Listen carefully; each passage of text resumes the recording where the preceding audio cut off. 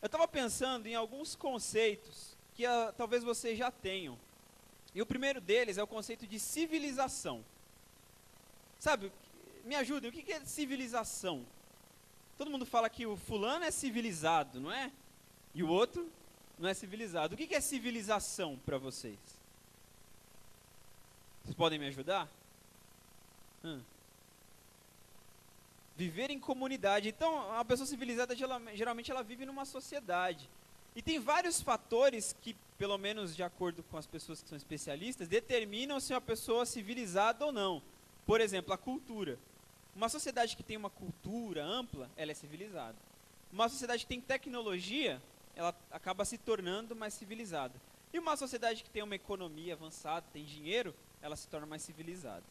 Então, a partir desse conceito, que eu não sei muito bem se ele é certo ou errado, a gente define que nós somos civilizados, não é? Você mora no Brasil, você tem internet, você pode fazer faculdade, você tem seu dinheirinho, mesmo que ele não seja muito, você tem acesso à cultura, você é um cara civilizado, pelo menos conforme os padrões. E aí quando você olha para um índio, por exemplo, você já fala, esse aí não é civilizado, porque ele não tem a cultura, pelo menos eu não enxergo cultura nele, ele não tem tecnologia, ele não tem dinheiro.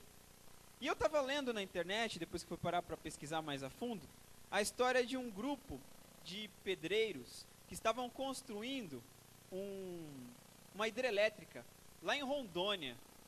Uma hidrelétrica em Rondônia, e eles estavam construindo a hidrelétrica, e os 5 pedreiros se perderam no meio da selva amazônica. Estavam lá construindo e se perderam. E quando eles pararam para olhar, eles estavam cercados por uma série de índios. E era uma tribo de índios que nunca tinha visto a nossa sociedade. Sabe aquela tribo de índio que, se olhar para um helicóptero, ele acha que é um deus, porque ele nunca viu a nossa civilização, ele não sabe que a gente existe. Do mesmo jeito que a gente não sabe que eles existem.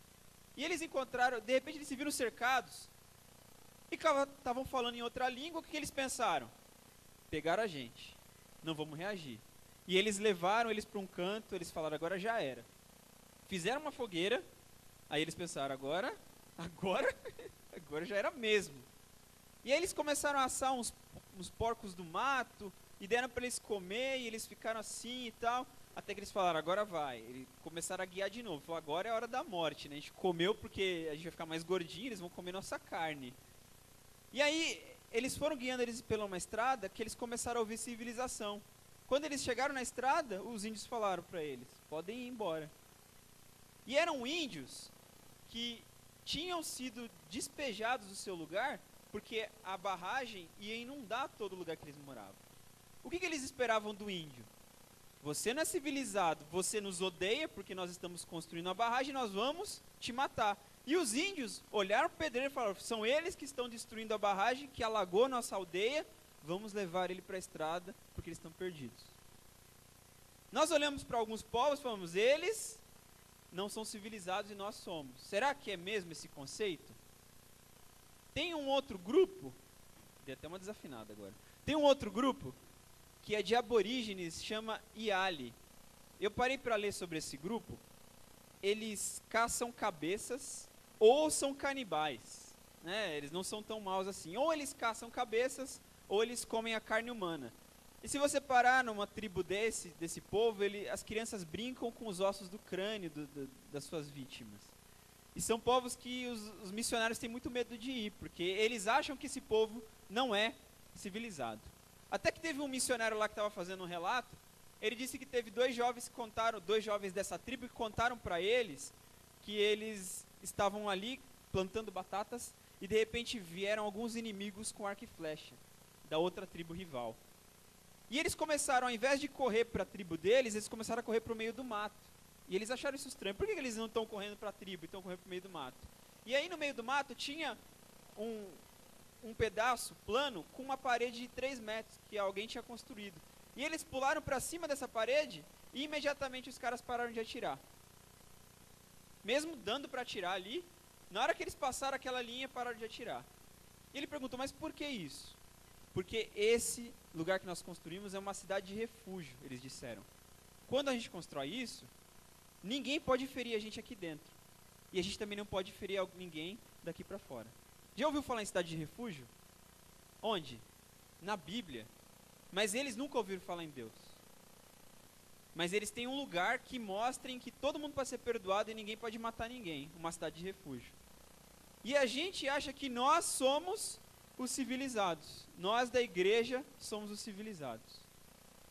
E tem algumas situações que eu anotei naquela hora que eu estava tendo aquelas ideias todas de Deus, que me incomodam muito. Por exemplo, você vai se identificar muito com isso, eu acho. Eu também me identifiquei. Imagina a gente gosta muito de fazer junto a panela, né? Pensa nas nossas orações na hora que a gente come. Senhor nosso Deus, muito obrigado por que estamos aqui entre amigos. Nós queremos te pedir que abençoe a cada um dos seus filhos para que eles nunca passem fome. Você já ouviu essa oração? Já ouviu? Eu já fiz essa oração. Quantas vezes eu já falei isso? E o nosso mesa cheia de comida, as pessoas passando fome, e nós pedimos para Deus alimentá-las. Você entendeu o que eu estou falando? Imagina Deus lá de cima ouvindo a oração. Senhor, nós queremos te pedir que o Senhor dê alimento para essas pessoas, porque nós nos importamos com elas. E Deus fala, mas é para você fazer isso. Eu te dei a comida para que você dê para elas. E você está pedindo para eu dar comida para elas? E nós, civilizados, somos indiferentes. Pensa nessas situações em que nós somos indiferentes, em que nós esquecemos dos irmãos, em que nós, às vezes, vamos visitá-los. E pensa em situações em que você não vai visitar. Eu já ouvi também uma outra expressão que me incomoda muito. Fulano está doente, ele é muito meu amigo. Mas sabe por que eu nunca fui visitá-lo? Porque eu gosto tanto dele que se eu ver ele naquela situação eu vou sofrer. Eu não posso vê-lo assim, eu gosto tanto dele, eu vou ficar tão mal. E o que você demonstra quando você fala uma coisa dessa? Que você não está preocupado com o que ela vai sentir, e sim com o que você vai sentir. Porque você não quer sofrer, mas você não imagina a felicidade que essa pessoa teria de te receber, mesmo estando na pior situação possível. E nós, novamente, somos indiferentes ao sofrimento alheio. E quantas situações nós passamos em que parece que está tudo bem, mas nós mostramos no que a gente fala e no que a gente faz, que a gente não está nem aí para os outros. Você está lá no metrô e fala, poxa vida, mas de novo, tomara que esse velhinho não venha para perto de mim. Eu não quero dar lugar para ele. Ai, caramba, chegou. E eu nem fingi que estava dormindo a tempo, né? Eu vou ter que levantar. E nas grandes e nas pequenas coisas nós mostramos que nós não nos importamos com os outros. Nós mostramos que nós não estamos nem aí e que tanto faz quanto tanto fez. Quando você ora pedindo para que Deus alimente, você está pedindo para que Deus faça algo que você devia fazer por Ele e pelas pessoas. Mas você pede que Deus venha milagrosamente e faça brotar alimento da terra. Sendo que Ele te deu comida a mais, Ele te deu comida a mais, mas você joga fora, você deixa estragar, mas você não tem coragem de dar para quem precisa, porque você sabe que tem gente que precisa. E isso ocorre até quando a gente fala dos pobres. Eu não vou dar esmola, eu não sei de onde ela veio e tal, e a pobreza é um problema grande no Brasil, as pessoas, não sei o que acontece, e a gente consegue colocar a culpa em várias pessoas. Não que elas não sejam culpadas, mas eu conheço muita gente que bota a culpa de tudo que tem de errado no mundo no governo. Você conhece gente assim? Sim, nós somos assim.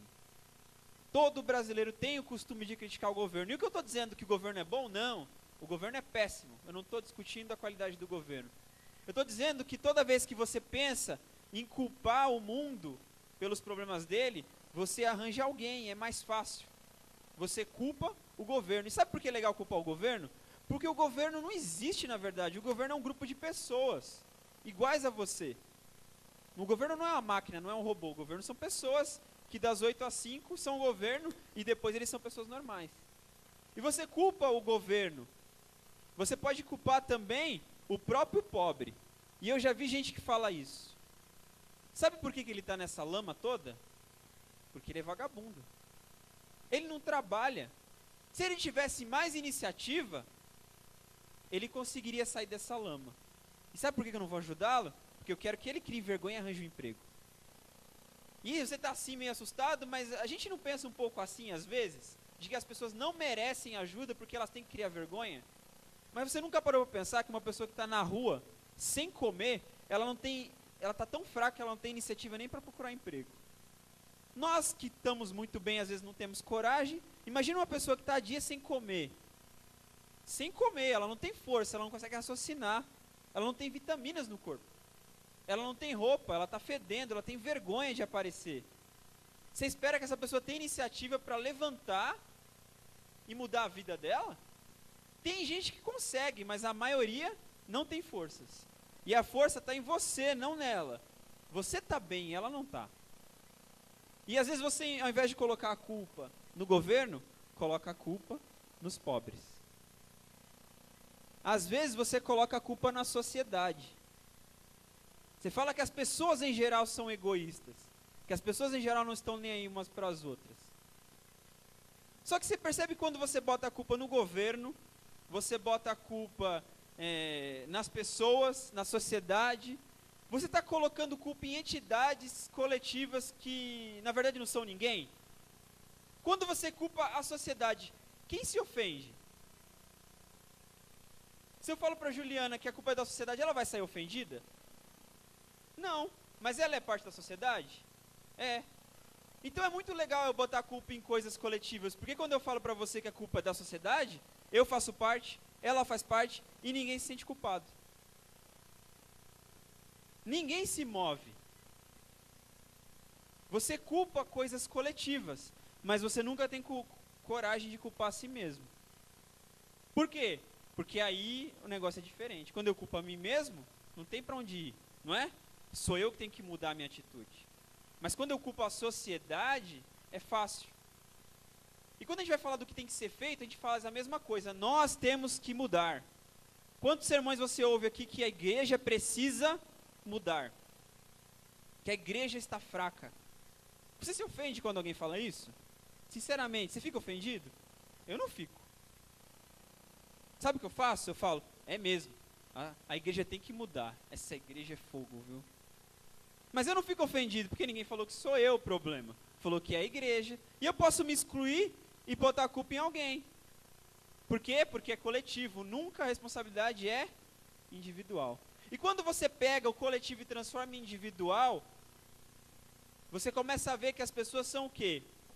Indiferentes. E por que são indiferentes? Porque elas sempre botam a culpa em coisas coletivas e sempre responsabilizam as ações pelas coisas coletivas. E quando você fala, nós temos que mudar, nós temos que ajudar o pobre, você está sendo o quê? Indiferente. Porque você espera que alguém faça no seu nome e você ganhe o crédito, mas fique na sua zona de conforto. Nós somos pessoas indiferentes, infelizmente, e isso é um problema muito sério, muito sério. Eu queria que você abrisse a sua Bíblia em João capítulo 4.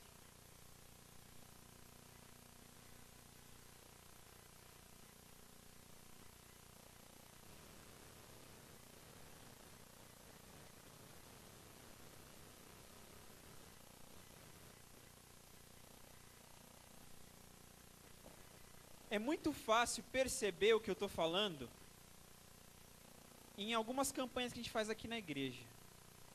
Pensa comigo. Campanha do agasalho. Você já ouviu falar em campanha do agasalho? Traga uma roupa para ajudar a amenizar o inverno das pessoas que não têm.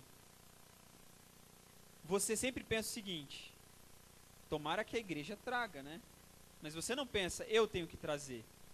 E às vezes você fala para alguém lá de fora, fala, nossa igreja conseguiu 1 tonelada de alimentos. E você, quanto disso você trouxe? Quando você pega a responsabilidade e torna ela coletiva, você não se sente parte e você ainda toma um pouco do crédito, mas você nunca sai do lugar. Campanha do agasalho é um exemplo clássico. Campanha de trazer 1 quilo de alimento. Quando você vê aqui a montanha de comida, você sente até um alívio na consciência, porque ninguém vai vir mais te cobrar. E você pensa, nossa, minha igreja, da qual eu faço parte, conseguiu 1 tonelada de alimentos. Mas se todo mundo pensar dessa forma, o que acontece muito, geralmente nós temos campanhas fracassadas, como nós tivemos nos últimos anos. Uma igreja gigantesca, que se cada um trouxesse um pouquinho, teria um resultado gigantesco, tem um resultado pífio. Por quê? Porque você fala, é mesmo, a igreja tem que trazer, e não traz. E o seu outro colega vai falar a mesma coisa, e no final quem vai trazer? Ninguém. Uma ou outra alma caridosa vai trazer. E o capítulo 4 de João, ele narra a história da mulher do poço. Você já ouviu falar da mulher do poço? Ela é tão insignificante aos olhos humanos, que ela é conhecida como mulher do poço. Nem o nome dela tem lá. Ela era samaritana, um povo desprezado. Ela era mulher, um gênero desprezado. E ela tinha tido uma vida lá, não muito das melhores. E ela ficou conversando com Jesus. Eu queria que você acompanhasse esse diálogo, só um pedacinho dele, o finalzinho, para você entender uma coisa. João 4, verso 15. Todo mundo achou aí? Tem Bíblia sobrando aí, se você tivesse, tem, ó. Tem bastante Bíblia aí. João 4, verso 15. A mulher lhe disse, Senhor, dê-me dessa água para que eu não tenha mais sede, nem precise voltar aqui para tirar água. Ele lhe disse, vá, chame o seu marido e volte. E ela disse, não tenho marido. Disse Jesus, você falou corretamente, dizendo que não tem marido. O fato é que você já teve 5, e o homem com quem vive agora nem é seu marido. O que você acabou de dizer é verdade. Eu já vi algumas pessoas dizendo, e eu já percebi algumas pessoas pensando, que quando Jesus ajudava as pessoas, nós não podemos nos comparar com ele. Sabe por quê? Porque Jesus tinha poderes especiais. Jesus podia saber a origem da pessoa. E você pode parar para pensar assim, é muito mais fácil eu ajudar alguém quando eu sei de onde ela veio. E Jesus sabia de onde ela vinha, não é? Jesus não conhecia a vida dela de vizinhança. Ele nunca tinha visto, mas ele tinha poderes. E podia ver que a vida dela não tinha sido uma grande coisa. Então, se a sua dúvida é, Jesus sabia de onde as pessoas vinham? De onde vinha o cego, o leproso, se eles mereciam ou não? Sim, ele sabia. Só que está aí a questão, se você soubesse de onde as pessoas viessem, eu acho que você ajudaria menos do que você ajuda hoje. Porque você descobriria que elas não merecem sua ajuda. E aí que você tem uma desculpa para não ajudar. Porque essa mulher que Jesus estava conversando, ela merecia a ajuda de Jesus? Não, ela não merecia. E Jesus sabia de onde ela veio e ajudou mesmo assim. Não se questione de que você precisa saber de onde a pessoa veio para ajudá-la. Porque você não tem que julgar as pessoas, você tem que ajudá-las. Jesus não ajudou quem não merecia? Você acha que todo mundo que foi curado, que foi ajudado por Jesus, merecia? Cite uma que merecia, ninguém merecia. Mas Jesus mostrou que você não tem que se preocupar com a origem dela. Você tem que se preocupar com o destino dela. É diferente, a sua missão não está na origem, a sua missão está no destino. Não importa de onde ela veio, ajude e não fique pensando em nada disso. E quando a gente analisa situações da sociedade, a gente olha para várias situações e fala, poxa vida, tá vendo aquele cara entrando, o velhinho, e ninguém dá lugar para ele. E eu estou no meu lugar aqui, eu não estou no lugar reservado. Mas a pessoa está ali no lugar reservado, ela não tem vergonha na cara, por que ela não levanta? E você fica resmungando meia hora no metrô, só que você não levanta. Aí você fala, mas eu não estou no meu lugar, no lugar reservado, eu estou no meu lugar de direito, quem tem que levantar é quem? É ela. Você fala assim, poxa, mas se eu for ajudar todos os pobres do mundo, eu não vou viver. Mas você não ajuda nenhum. Ah, mas espera aí. De quem é a obrigação de dar saúde, educação, alimentação? De quem que é a obrigação? É do governo, não é?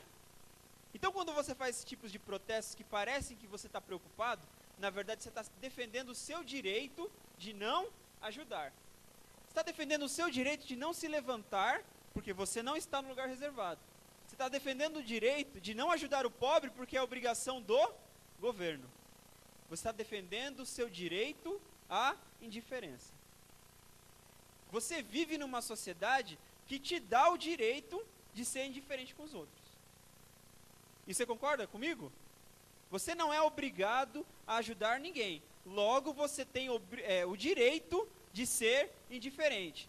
E você exerce muito bem o seu direito quando você fala que outra pessoa tinha que ajudar e não você. que outra pessoa tinha que se levantar e não você. Uma sociedade como a nossa, que dá liberdades sem pensar para as pessoas, inclusive acaba dando a liberdade de você ser indiferente. Então você vive numa sociedade que tem o direito à indiferença. E nós exercemos o direito da indiferença sem perceber, porque nós nos sentimos nos nossos direitos, porque nós somos cidadãos. Vai para Deuteronômio 24 agora. Você vai perceber que as coisas não foram assim sempre.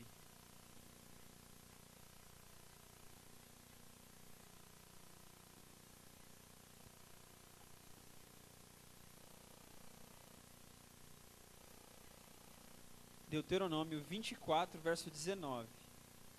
Presta atenção nesse verso. Posso ler? Olha o que Deus diz aqui. Quando vocês estiverem fazendo a colheita de sua lavoura e deixarem um feixe de trigo cair, ficar para trás, não voltem para apanhá-lo. Deixem-no para o estrangeiro, para o órfão e para a viúva, para que o Senhor, o seu Deus, os abençoe e os abençoe em todo o trabalho de suas mãos. Quando sacudirem as azeitonas das suas oliveiras, não voltem para colher o que ficar nos ramos. Deixem o que sobrar para o estrangeiro, para o órfão e para a viúva. E quando colherem as uvas da sua vinha, não passem de novo por ela. Deixem o que sobrar para o estrangeiro, para o órfão e para a viúva. Lembrem-se de que vocês foram escravos no Egito, e por isso lhes ordeno que façam tudo isso. Esse trecho você vai encontrar em uma série de versos e de livros na Bíblia. Eu li em Deuteronômio, mas tem Levítico, tem Números, tem vários. E Deus, ele é bem claro. Esse livro de Deuteronômio, ele fala uma série de leis. E eu estou falando de lei. Quando Deus fala isso, ele está pondo uma lei. Uma das leis que os judeus tinham é quando eles forem colher as coisas deles, porque a maior forma de riqueza era a agricultura. Colheu, beleza, não volta para ver o que caiu, porque muita coisa cai. O pobre, a viúva, o órfão vão usar aquele alimento que está limpo, está igualzinho o outro, não é sobra, e vão comer e vão sobreviver. Agora, se você for ganancioso, se você for indiferente, você vai se dar o trabalho de voltar até que não sobre nada, porque você não quer deixar nada se perder. O povo de Israel, que era orientado por Deus, não tinha o direito à indiferença. Eles não tinham o que nós temos garantidos por lei hoje, o direito à indiferença. Você não tem o direito de ser indiferente. Colha o que você tem que colher porque é seu, e se ficar para trás, deixa, porque eu tenho um destino para esse alimento, eu tenho um destino para essa uva, para essa azeitona, para esse trigo. Você não tem o direito de indiferença, e ele disse muito claro no último verso que isso era uma ordem, não era uma sugestão. A lei do povo de Israel é não seja indiferente. E nós vivemos numa sociedade teoricamente civilizada, em que a lei é, se você quiser ser indiferente, pode ser. Você tem esse direito. Vocês se lembram dessa situação em que tinha um grupo de pessoas distribuindo sopão no centro da cidade? E o prefeito Kassab proibiu. Ele deu uma série de argumentos lá, nem vou discutir isso, mas ele proibiu as pessoas de distribuírem sopão para os moradores de rua. E as pessoas ficaram revoltadas, porque elas têm o direito à indiferença, mas elas não podem ter obrigação de serem indiferentes. E parece que a nossa sociedade está tão ruim, que esse direito da indiferença está passando a se tornar obrigação de ser indiferente. Porque eu não posso violar a liberdade do outro, eu não posso violar leis, eu não posso incomodar. Então, já que eu tinha o direito à indiferença e não respeitei, exagerei, agora eu vou ser obrigado a ser indiferente. Agora o negócio vai mudar de figura. Agora eu tenho que ser indiferente, porque cada um na sua, e essa sociedade que nós vivemos é assim. Às vezes você vê lá no metrô, pessoas pedindo esmola e pedindo alimento, e vendendo coisas. E o metrô é bem claro em te dizer que você não pode dar esmolas dentro do metrô. Você não pode estimular o comércio. Eu não estou dizendo que o metrô está certo ou errado em fazer isso. Porque se ele permitisse também, ia virar um mercado lá dentro. Mas quando você senta e vem alguém pedindo esmola, você lembra, eu não vou dar esmola porque é proibido dar esmola no metrô. Mas não é proibido dar na rua, e você dá na rua? Não, você não dá esmola na rua. Você está usando essa lei que te obriga a ser indiferente para aliviar a sua consciência pesada. Para te dar justificativas para continuar sendo indiferente. Porque a sociedade em que a gente vive hoje, onde você tem o direito a ser indiferente, está começando a te obrigar a ser indiferente. E você não está nem percebendo, porque as coisas são muito sutis. Isso vai piorar, eu estou te avisando, vai piorar muito. Por quê? Porque vai chegar um momento em que você vai ser proibido de pregar a palavra de Deus. E o que é isso? O que é ser proibido de pregar a palavra de Deus? É simplesmente, antes você tinha o direito a ser indiferente, agora você tem a obrigação de ser indiferente e de aliviar o sofrimento do seu próximo e de falar de Deus. Você não tem esse direito mais de ajudá-lo e de ser solidário. Por quê? Porque nós estamos quase vivendo numa sociedade onde é obrigatório ser indiferente. Onde você não pode mais pregar, você não pode mais guardar o sábado. E o que é guardar o sábado? Quando a gente fala da proibição do sábado, a gente pensa, eu não vou poder fazer isso, eu não vou poder fazer aquilo. Mas qual é a nossa principal atividade no sábado? Qual deveria ser? Qual deveria ser? Adoração, mas mais do que isso. Adoração como? Como? Ajudando o próximo. Não é ficando o dia inteiro na igreja como a gente fica. O que Deus pediu para a gente é para que a gente saísse na rua no sábado para ajudar o próximo. E quando nós fomos proibidos de guardar o sábado, nós automaticamente vamos ser proibidos de ajudar o próximo no sábado. O que era direito, a indiferença, vai se tornar obrigação. E se você não se tocar dessa situação, você vai acabar se tornando uma pessoa mais fria, mais sem amor, mais indiferente. E lembrando a você que quando você for proibido de pregar a mensagem do sábado, quando você for proibido de falar de Deus para os outros, vai estar se aproximando um tempo que se chama o fim da graça, em que você vai ter que escolher o lado em que você fica. E quando o Espírito Santo se retirar da terra, se hoje já não existe solidariedade, imagina como é que vai estar o mundo. Você vai ser proibido de pensar no bem do próximo. Porque as pessoas lá não vão ter mais o Espírito Santo. E você não vai poder ajudá-las mais. Você vai ser proibido de ajudá-las. E se hoje você exerce o seu direito à indiferença, aí você vai ser obrigado a ser indiferente. O que eu quero falar para você, para finalizar, é que não existe cristão de verdade que seja indiferente. E isso é meio pesado de falar, porque isso aplica a mim também. Eu sou igualzinho a vocês. Mas se você se encaixou na maioria das coisas que eu falei aqui, e eu me encaixei também, a gente precisa repensar a nossa vida. Porque quando nós somos indiferentes, nós temos um problema espiritual muito sério. Muito sério. Nós estamos morrendo espiritualmente se nós somos indiferentes com o próximo. Aí você pode falar, tudo bem, eu sou um pouco indiferente, mas eu sou indiferente com as coisas pequenas, não com as grandes. Aí que está o problema. Elas são pequenas para você, mas elas não são pequenas para as pessoas que estão lá sofrendo. Já parou para pensar nisso? É pequeno para você, mas não é pequeno para ela. E só o fato de enxergar pequeno já demonstra que você não se preocupa muito com o outro, porque você não está se colocando no lugar dele, está se colocando no seu, porque é mais confortável fazer isso. Não é pequeno, não existe sofrimento pequeno, existe sofrimento alheio. Não existe sofrimento pequeno, existe sofrimento alheio. E eu quero convidar você a mudar a perspectiva. Eu quero que quando você veja uma pessoa sofrendo, você faça o exercício de se colocar no lugar dela. E não é falar assim, tadinha. Não é isso, é se colocar no lugar dela, é fazer uma simulação mental e imaginar você com a roupa dela, você com o cheiro dela, você com a fome dela e você passando pelas dificuldades e pelo desprezo que ela sofre. Pensa um pouco, fica 5 minutos fazendo isso. E é difícil porque a gente não gosta de assumir nem a nossa dor, quanto menos a dor dos outros. Se você come muito e fica com dor de barriga bem feito por causa disso, você quer tomar um remédio, você não quer sofrer a dor do seu erro, mesmo que ela seja boa para te ensinar que você não deve comer mais besteira. Nós não gostamos de sentir nem a nossa própria dor merecida, quanto mais a dor do outro, que não é problema meu. Eu tenho o direito de não sentir a dor dele, mas você tem o direito conforme a Constituição do Brasil, não conforme a Constituição Celestial. E se você quer estar no céu, você precisa seguir as leis da Constituição Celestial hoje. E uma das leis diz que a indiferença não é um direito seu. muito menos uma obrigação, você tem a obrigação de ter solidariedade. E se você é indiferente, mesmo que você não esteja descumprindo nenhuma lei aqui na terra, você está sofrendo de um pecado mortal. Um pecado muito mortal, porque ele não causa escândalo em ninguém. Porque o que a gente deixa de fazer não escandaliza os outros. É o que a gente faz que escandaliza. Ninguém vai falar, nossa, mas vamos falar na comissão dele. Ele deixou de dar esmola, ele deixou de ajudar o pobre. Ninguém, eu nunca vi ninguém sendo levado à comissão pelo que ele não fez, mas sempre pelo que ele fez.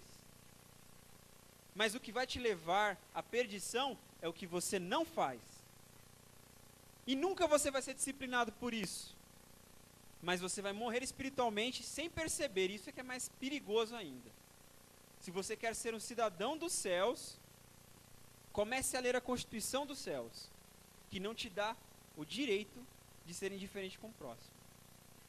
Se coloque no lugar da pessoa por 5 minutos, mas faz um exercício forçado mesmo. E tente ajudá-la, mesmo que ela não te pedir, porque ninguém precisa te pedir para você ajudar. E você vai ser transformado por essa atitude que vai realmente aproximar de Deus, muito mais do que a leitura da Bíblia, muito mais do que as suas orações vazias.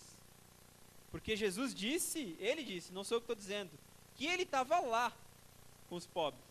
Se você quer se relacionar com ele, com Jesus, vá até ele. E onde ele está? Com o necessitado. Ele não está só nas igrejas bonitinhas. Se você quer buscar Deus, saia da zona de conforto e vá lá fora e não exerça o seu direito de ser indiferente, porque um dia você vai ser obrigado. E se quando você for obrigado você não estiver do lado de Deus, você não vai ter nenhuma chance de ser salvo pela sua própria solidariedade. Porque quando você ajuda alguém, você salva a pessoa e salva a você mesmo. O meu apelo para você hoje, e com certeza o apelo de Deus, é que você pare e pense em como tem sido a sua vida. E eu não estou falando de pecados, de escândalos, de traições, nada disso. Estou falando da sua vida, do que você não faz, não do que você faz. É isso que vai te levar para o céu ou não. Isso é muito sério e tem passado desapercebido aqui na igreja. Senão Deus não teria dado essa mensagem para a gente. Ela tem que ser levada muito a sério. Por mim e por você. Tem uma frase de Martin Luther King que ela ilustra muito bem, não é?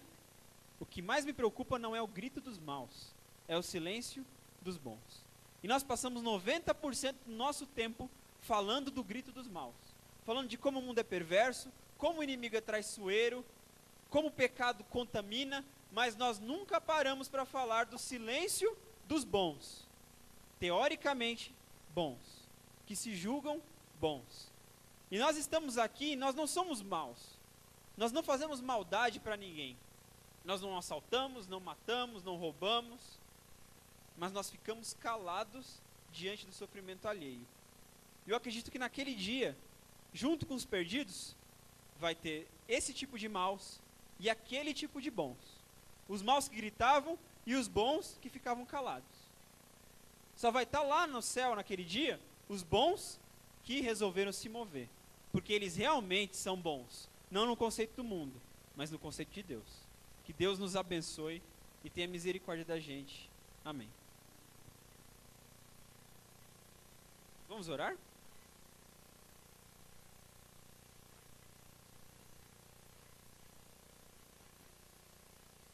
Senhor nosso Deus, nós te agradecemos porque mesmo com uma igreja que não merece, pois nós somos todos falhos, o Senhor tem a misericórdia de nos dar essa mensagem, que se o Senhor deu agora, né, em poucos dias, é porque ela é urgente. Nós sabemos que o Senhor tem pressa, e o Senhor tem pressa não porque o Senhor não tenha tempo, porque o Senhor tem todo o tempo do mundo, mas talvez porque nós não temos tempo. Nós precisamos acordar e precisamos fazer isso rápido, porque nós não temos tempo, esse mundo está acabando, e vai chegar um momento em que nós vamos ser obrigados a sermos indiferentes. E quando isso acontecer, quem não tiver sido abençoado com o amor ao próximo, vai ficar do lado da perdição, mesmo tendo sido considerado bom pelos seus vizinhos, pela sua escola, pela sua faculdade, pela sua igreja, pela sua sociedade. Nos dê essa visão de que nós temos que sair e ajudar as pessoas em todos os níveis. Nós temos que nos preocupar com elas. Nós não temos que ficar fazendo orações vazias, pedindo milagres, mas nós temos que arregaçar as mangas e fazer a nossa parte, porque nós somos seus instrumentos aqui na terra. Tenha piedade da gente, tenha misericórdia da gente, tenha paciência conosco, nos guie e continue falando aos nossos corações. É o que te pedimos e te agradecemos em teu nome. Amém. Boa semana.